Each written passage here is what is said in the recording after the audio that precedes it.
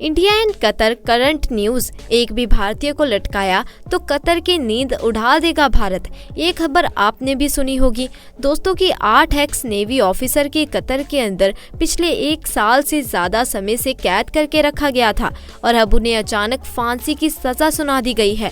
जब भारत सरकार ने पूछा कि भाई इन्होंने किया क्या है, इनका जुर्म क्या है, अब सबूत तो नहीं दिए गए, पर कारण जो है वह यह बताया गया है कि यह पूरा मामला जासूसी से रिलेटेड है।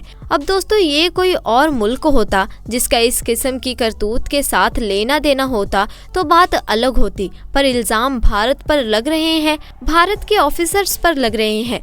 सीधी सी बात, वो भी कोई आम नागरिक नहीं है भारत के, वो एक्स नेवी ऑफिसर है।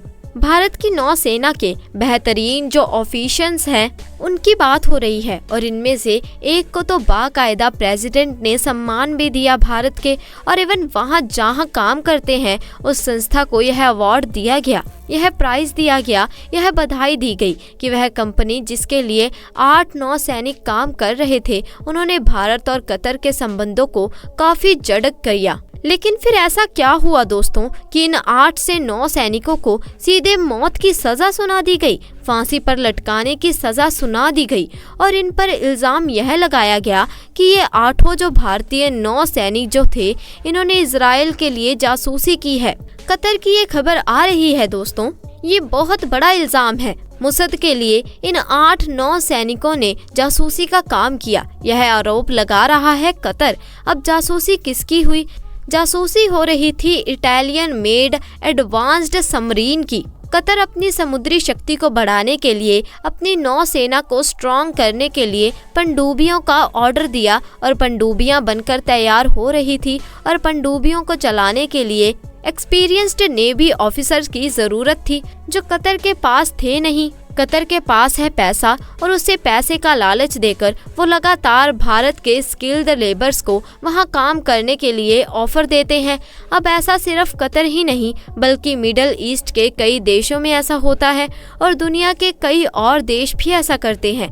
तो ये क्या करते हैं, इनके देशों में जैसे आर्म्ड फोर्सेस को ट्रेनिंग देनी होती है तो यह दूसरे देश से जो ऑफिसर्स को एक्स आर्मी वाले, एक्स नेवी वाले, एक्स एयर फोर्स वाले इनके लिए जॉब प्रोवाइड करते हैं।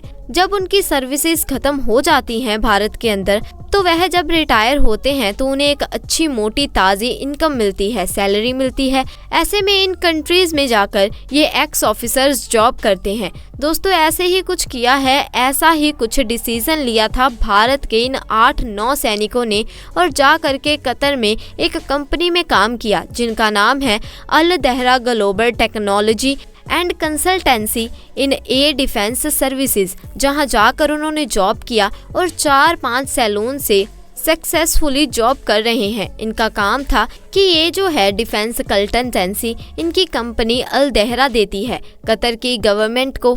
उनके नेवी ऑफिसर्स को ट्रेंड कर रहे थे भारत के यह एक्स नेवी ऑफिसर्स, ताकि वह जो इटली से मंगवा रहे थे एडवांस सबमरीन्स उनको ऑपरेट कर सके।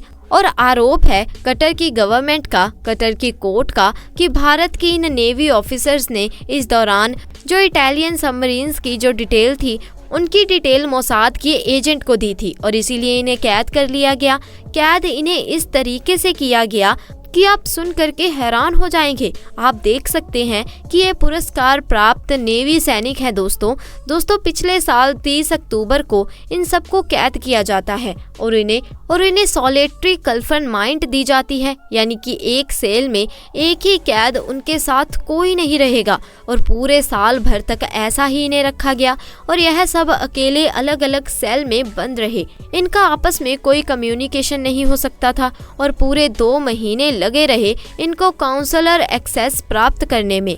अगर पुरनेंदो तिवारी नाम के 8 में से एक जो ऑफिसर हैं काफ़ी सीनियर थे और उन्हें प्रेसिडेंट से अवार्ड भी मिला था और उनकी जो बहन थी नीतू भार्गव, अब इन्हें भी पहली कैद किया गया और एकांतवास में डाल दिया गया। कैद में डालने से पहले इन्हें सिर्फ एक मौका दिया गया कि अपनी फैमिली को फ़ोन करके इन्फॉर्म कर दो। उन्होंने इन्फॉर्म किया, उसके बाद से कैद में डाल दिया और किसी से बात करने नहीं दी। कोई इंडियन वकील को एक्सेस भी नहीं दिया गया। भारत के जो एम्बेसी कतर के अंदर उसे भी इन्फॉर्म नहीं किया गया कि हमने 8 भारतीय सिटीजनशिप वाले नेवी ऑफिसर्स को, एक्स नेवी ऑफिसर्स को कैद कर लिया है। कोई इन्फॉर्मेशन किसी को भी नहीं दिया गया। उसके बाद में जब नीतू भार्गव उन्होंने इस बात को सोशल मीडिया पर उठाया, अब देखिए ऐसा तो नहीं कि वो भारत के ऑफिसर्स के पास नहीं गई होंगी, मिनिस्ट्री ऑफ एक्सटर्नल ऑफिसर्स के पास नहीं गई होंगी, भारत की एम्बेसी के पास नहीं गई होंगी। डेफिनेटली वह गई होंगी, लेकिन उन्हें वहाँ रिस्पांस नहीं मिला होगा। इसीलिए फिर उन्होंने ट्विटर हैंडल्स पर सारे बड़े बड़े हैंडल जो थे सबको टैग करके उन्होंने डाला कि हमारे 9 सैनिकों को कैद कर लिया गया है कतर में, उनके लिए कुछ कीजिए। तब से ये खबर जा करके मियाँ भारत के मिनिस्ट्री ऑफ एक्सटर्नल ऑफिसर्स के पास पहुंची और उनके बाद यह जयशंकर जी ने कहा कि हम इस पर बिल्कुल नज़र रखते हैं। और जब पीछे पड़ी भारत के एक्सटर्नल ऑफिसर मिनिस्ट्री, उसके बाद जा करके काउंसलर एक्सेस दिया गया। काउंसलर एक्सेस का मतलब कि राजदूत जो था वो भारत का जो मौजूद था कतर में, वो उनसे मिल सकता था। और उसके बाद उन्हें अलो किया गया कि आप हर हफ्ते एक बार अपने परिवार से बात कर सकते हैं। और उनके बाद भारत सरकार के संज्ञान में जब मामला आया तो पिछले साल से अभी तक भारत सरकार ट्राई कर रही थी, पर नतीजा क्या निकला? 0-0। थर्सडे को खबर आई है गुरुवार को कि भारत के 8-9 जितने सैनिक हैं उन सबको मौत की सज़ा सुना दी गई है। लेकिन भारत ने जब प्रूफ मांगे कि भाई एविडेंस दीजिए, हमें जानने का अधिकार है कि क्या प्रूफ है आपके पास में कि ये जो ऑफिसर्स थे ये वहाँ पर जासूसी कर रहे थे, तो कतर की गवर्नमेंट ने मुंह सील कर लिए अपने, कुछ नहीं बताया।